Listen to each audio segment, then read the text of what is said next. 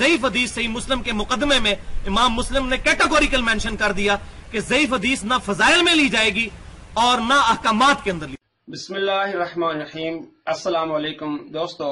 آپ نے یہ کلپ سنا کہ مرزا جہلوی نے یہ کہا کہ امام مسلم نے مسلم شریف کے مقدمے میں کیٹیگوریکل یہ لکھ لیا ہے کہ ضعیف حدیث نہ فضائل میں کام آئے گی اور نہ احکام میں کام آئے گی. کیٹیگوریکل مینشن کر دیا، یعنی کیٹیگوریکل یعنی واضح الفاظ میں لکھ لیا ہے.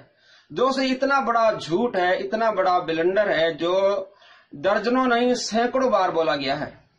اتنا بڑا جھوٹ امام مسلم پر بولا گیا جو امام مسلم نے لکھا ہی نہیں. کیٹیگوریکل یعنی واضح.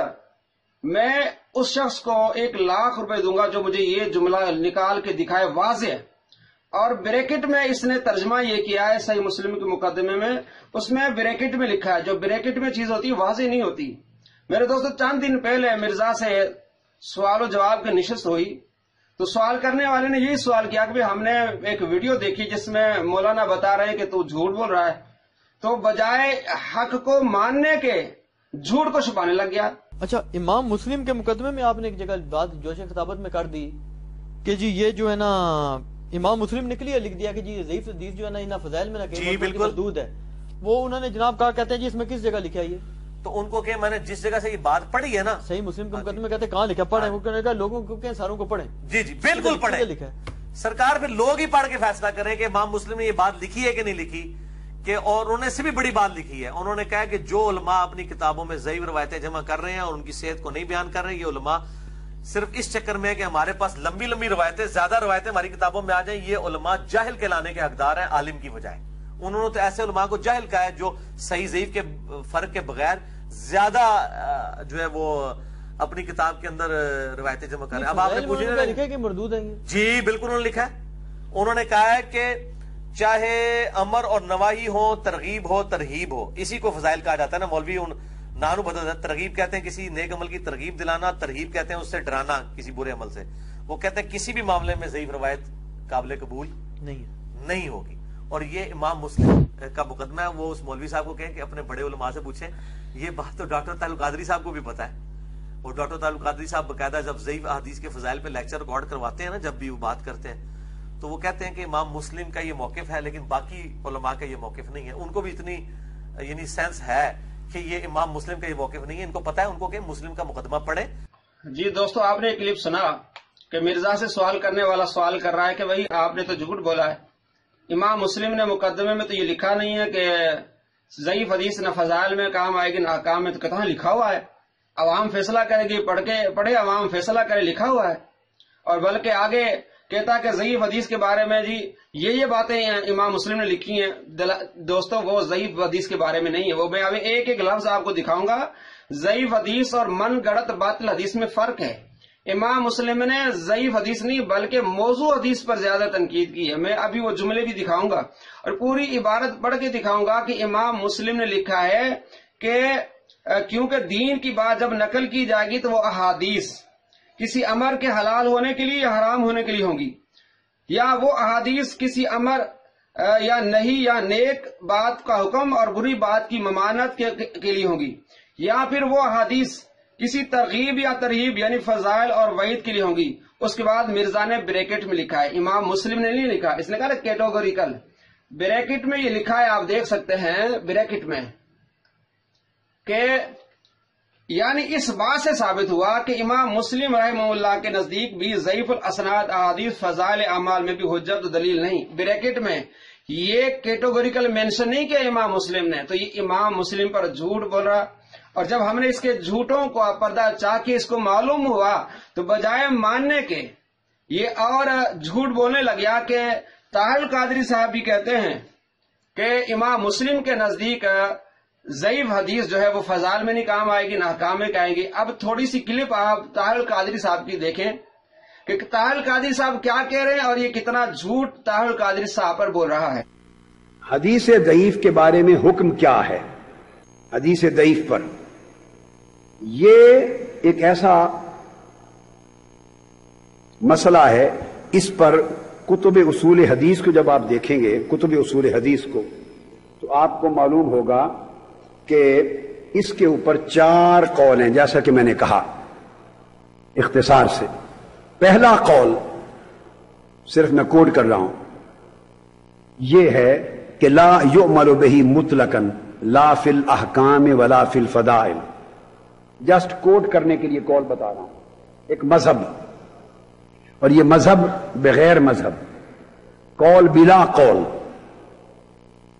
اس پر کوئی دلیل نہیں ہے اس قول پر، مگر کتابوں نے لکھا ہے، سو میرا فرض ہے کہ میں اسے بیان کروں، اور پھر میں اس کی بعد میں سرجری کرتا ہوں اس قول کی، علمی کلاسیکل نالج کی۔ ایک قول یہ ہے کہ حدیث ضعیف پر مطلقاً عمل نہیں کیا جائے گا، بالکل اسے قبول نہیں کیا جائے گا اور عمل نہیں کیا جائے گا، خواہ احکام ہوں اور خواہ فضائل ہوں۔ اس کو ابن سید الناس نے اس کو بیان کیا اور یحییٰ بن معین کی طرف منسوب کیا، یہ نہیں، مگر جس بات کو اچھالا جاتا ہے وہ یہ کہ اس قول کا یا یہ مذہب کہ حدیث ضعیف کو قبول ہی نہیں کیا جائے گا، بالکل مطلقاً قبول نہیں کیا جائے گا۔ کہا یہ جاتا ہے کہ یہ قول معاذ اللہ امام بخاری کا ہے، اور امام مسلم کی طرف منسوب کرتے ہیں کہ یہ امام بخاری اور مسلم کا مذہب ہے۔ پہلا قول، میں اس پہلے قول کا نتیجہ ساتھ ہی بتا دوں اور دلائل بعد میں آ جائیں گے۔ آپ نے قول تو سن لیا نا، جس کتاب کو اٹھائیں گے، نئے دور کی کتابیں جنہوں نے اب تقسیم کی، اور کچھ پہلے لوگوں نے اس کو منسوب کر دیا غلطی سے امام بخاری اور مسلم کی طرف۔ میں آج اس درس اصول حدیث میں ذمہ داری کے ساتھ یہ جملہ بول رہا ہوں، بڑی توجہ سے سن لیں، ذمہ داری کے ساتھ، کہ امام بخاری اور امام مسلم دونوں سے یہ قول کہیں بھی ثابت نہیں ہے۔ اب یہ چھوٹی سی بات تو نہیں کی میں نے، جس نے لکھا ہے منسوب کرنے والوں سے بحث نہیں ہے، بحث یہ ہے کہ اس کو امام بخاری امام مسلم کی طرف منسوب کیا، نہ یہ قول کبھی زندگی میں امام بخاری نے کہا نہ امام مسلم نے کہا، امام بخاری اور مسلم سے یہ قول کسی کتاب سے ثابت نہیں ہے۔ تو امام بخاری کا مذہب ثابت ہو گیا کہ ان کے ہاں جہاں حدیث صحیح جس مسئلے پر دستیاب نہ ہو، جس مسئلے پر حدیث صحیح دستیاب نہ ہو، اور مسئلہ کفر و ایمان کے عقیدے کا یا حلال و حرام کا نہ ہو، شریعت کے باقی آداب اور مناقب و فضائل کا مسئلہ ہو، ترغیب و ترغیب کا، تو حدیث ضعیف کو قبول کرنا، درج کرنا اور اس سے حکم ثابت کرنا سب کچھ امام بخاری کے ہاں جائز ہے۔ یہ امام بخاری کا مذہب ہے۔ اب دوسری بات کہی گئی امام مسلم کی، کہ امام مسلم کا بھی مذہب حدیث ضعیف کو مطلقاً قبول نہ کرنا، یہ بھی غلط بیانی۔ یہ بھی سن لیں، میں نے وثوق سے کہہ دیا کہ امام مسلم نے یہ بات زندگی میں نہ کبھی کہی نہ لکھی۔ تو آپ نے دیکھا کہ طاہر القادری صاحب نے یہ کہا کہ امام مسلم نے زندگی بھر یہ بات نہیں کہی نہ لکھی ہے، بلکہ میں وثوق سے کہتا ہوں کہ امام مسلم کا یہ مذہب ہی نہیں ہے۔ تو مرزا جہلمی نے ڈاکٹر طاہر القادری پر جھوٹ بولا تاکہ لوگوں کو کیا پتا چلے گا، میں جھوٹ بول کے نکل جاؤں گا۔ دوستو، یہ جھوٹا شخص دیکھا آپ نے کہ جھوٹ اس کا پکڑا گیا۔ تو اب ہم آتے ہیں کہ امام مسلم نے جو کہا، اس نے کتنا جھوٹ بولا ہے۔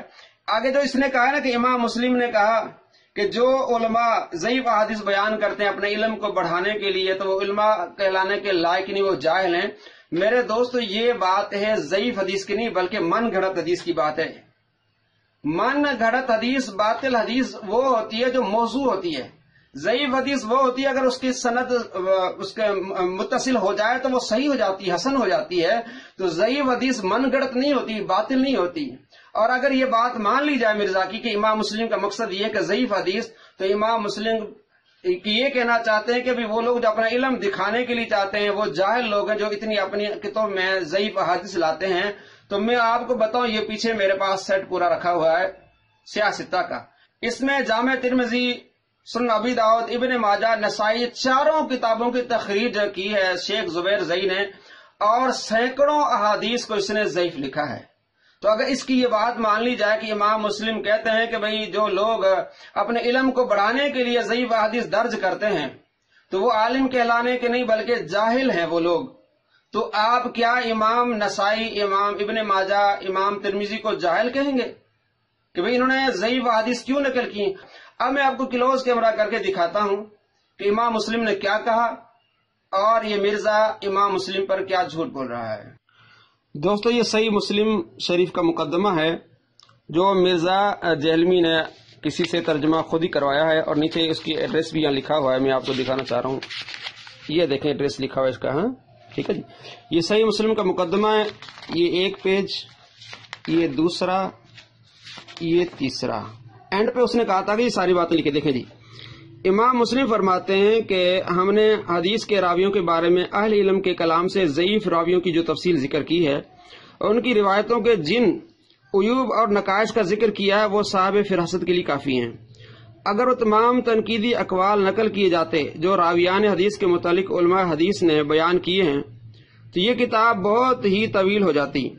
ائمہ حدیث نے راویوں کا عیب کھول دینا ضروری سمجھا، اور جب ان سے اس کے متعلق پوچھا گیا تو انہوں نے اس بات کے جواز کا فتویٰ بھی دیا، اور یہ بڑا ہی اہم کام ہے کیونکہ دین کی بات جب نقل کی جائے گی تو وہ احادیث سے ہوگی، ٹھیک ہے جی۔ کسی امر کے حلال ہونے کے لیے یا حرام ہونے کے لیے ہوں گی، یا پھر وہ احادیث کسی امر یا نہیں یعنی نیک بات کا حکم اور بری بات کی ممانت کے لیے ہوں گی، یا پھر وہ احادیث کسی ترغیب یا ترہیب یعنی فضائل اور وعید کے لیے ہوں گی۔ اب نیچے دیکھیں جی، بریکٹ میں اس نے لکھا ہے یعنی اس بات سے ثابت ہوا کہ امام مسلم رحم اللہ کے نزدیک بھی ضعیف الاسناد احادیث فضائل اعمال میں بھی حجت و دلیل نہیں، یعنی اس سے ثابت ہوا۔ یہ تو کہہ رہا نا کہ کیٹیگوریکل مینشن کیا امام مسلم نے، تو یہ کیٹیگوریکل تو نہیں ہو گیا، یہ تو یعنی ہو گیا، یہ تو اپنی طرف سے بریکٹ میں دیا، تو دوستو معلوم ہو گیا کہ اس نے امام مسلم پر جھوٹ بولا۔ آگے جی دیکھیں، جب حدیث کا کوئی راوی خود سچا اور امانت دار نہ ہو اور پھر وہ روایت بھی بیان کرے اور بعد والے لوگ اس راوی کی خرابی کے باوجود دوسرے لوگوں کو جو اس کو غیر ثقہ کے طور پر نہ جانتے ہوں اس راوی کی کوئی روایت بیان کر دیں اور اس کے احوال پر کوئی تنقید اور تبصرہ نہ کریں، تو ایسے علماء دراصل مسلم عوام کے ساتھ خیانت اور دھوکہ کرنے والے شمار ہوں گے، کیونکہ ان احادیث میں بہت سی احادیث موضوع اور من گڑت ہوں گی۔ دیکھیں، یعنی ساری بات کا بتا رہے کہ موضوع اور من گڑت ہوں گی، اور عوام کی اکثریت راویوں کے احوال سے ناواقف کی بنا پر ان احادیث پر عمل شروع کر دے گی، تو اس تمام کا گناہ اس راوی پر ہوگا جس نے یہ حدیث بیان کی ہے۔ یہ موضوع اور من گڑت احادیث کی بات ہو رہی ہے اور اس نے ضعیف پر ٹھوک دیا۔ آگے دیکھیے، صحیح احادیث جن کو معتبر اور ثقہ راویوں نے بیان کیا ہے اس قدر کثرت کے ساتھ موجود ہیں کہ ان کی موجودگی میں باطل اور من گھڑت روایات کی ضرورت ہی نہیں۔ باطل اور ضعیف حدیث تو باطل تو نہیں ہوتی، اس کے ساتھ اگر سند متصل مل جائے اور اس کے میں جو مجہول راوی ہوتے اس کی اگر پہچان ہو جائے تو وہ باطل ہی نہیں رہے گی۔